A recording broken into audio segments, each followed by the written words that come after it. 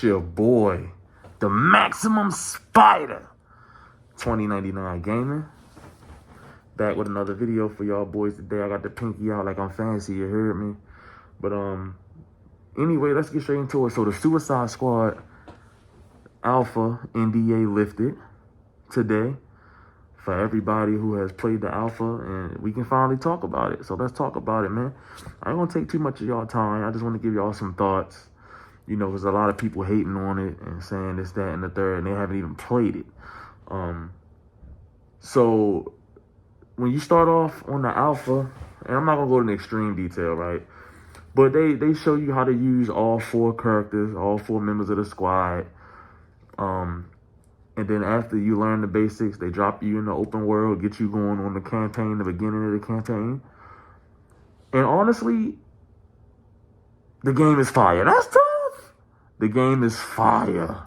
Listen, I'm a Harley guy. Y'all know I love Harley Quinn. That's one of my favorite DC characters. So, you know, using Harley, I felt like they got her right. Like, I felt the bat felt good to use. Her quips with the rest of the Suicide Squad, like the dialogue. Listen, whoever did the writing on this game, you deserve a raise because the writing is phenomenal. I like the shooting. It feels really good. The combo potential is there. How you can, you know, hit somebody in the air with melee, and then you can shoot them to keep them up in the air, do a traversal move. You know, it's just so many combos and so much potential with the combat that you can do. You know, even when you're using somebody like Deadshot, you know, when you sniping from far away, it feels good. It feels good. It feels very precise. It feels impactful. King Shark, he feels heavy. He feels strong. You know, his melee is tough. He doing damage. And you can pour damage. You could pour points and upgrade, you know, any way that you see fit to customize your build. If you want to make King Shark a primarily melee build, you know, and just focus everything on strength, you know, and bonus multipliers for you using the melee, you can do that. If you want to make Deadshot the fiercest sniper, you know, in the world, you can do that. If you want to make Harley Quinn just focus on her being agile and using light guns and focus on her mobility, you can do that. The game is really good. The campaign, like I said, the writing is really good for this campaign. If you are somebody that's like, well, I don't like live service games, I don't want to, listen, they already said they're going to have the offline mode. So if you just want to play the campaign straight through, you can do that. You don't even got to play online. That's tough. And the campaign is going to be that good. It's going to be that good that you're going to at least want to give it a playthrough just to experience the story.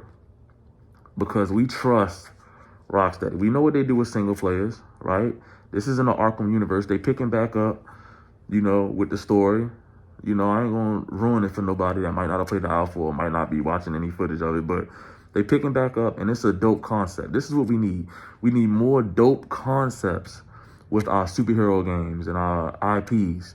More dope concepts, something different, you know?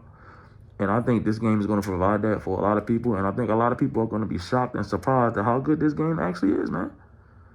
So don't listen to, you know, your Destins of the world that don't know how to fucking play the game and they lying on the game, you know, and then they getting exposed and called out for lying, you know, about how they playing the game and this, that. Don't be one of those people, right? Watch the gameplay or look at some of the story, judge for yourself, and then make that decision to say, all right, I'm gonna support this game or I'm not. That's up to you.